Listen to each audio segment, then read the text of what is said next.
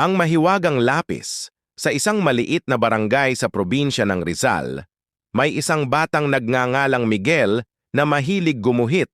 Sa kasamaang palad, hindi sapat ang pera ng kanyang mga magulang para siya ay makabili ng mga bagong krayola o lapis isang araw.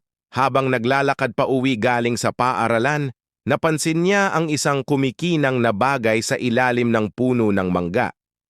Nang kanyang lapitan, nakita niya ang isang lumang lapis. Pinulot niya ito at nagtaka dahil sa kakaibang nitong ganda. Sa kanyang pag-uwi, sinubukan niya itong gamitin. Iginuhit niya ang isang mansanas at sa kanyang pagkamangha, biglang lumitaw ang isang tunay na mansanas sa kanyang harapan. Sa labis na tuwa, iginuhit niya ang iba't ibang bagay na kanyang naiisip, pagkain, laruan at maging isang bisikleta. Lahat ng kanyang iginuhit ay nagiging totoo. Ngunit sa kanyang pagiging sabik, hindi niya napansin na unti-unting nauubos ang lapis.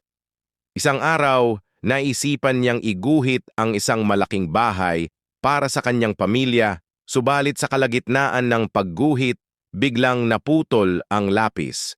Nawala ang mahika at hindi natapos ang bahay. Nalungkot si Miguel, ngunit napagtanto niya ang isang mahalagang aral. Hindi dapat umasa sa mahika para makamit ang mga bagay sa buhay. Sa halip, kailangan niyang magsikap at magtrabaho ng mabuti upang matupad ang kanyang mga pangarap.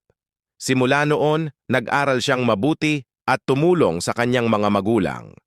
Balang araw, alam niyang makakabili rin siya ng bahay para sa kanyang pamilya, hindi sa pamamagitan ng mahika, kundi sa pamamagitan ng kanyang sariling pagsisikap.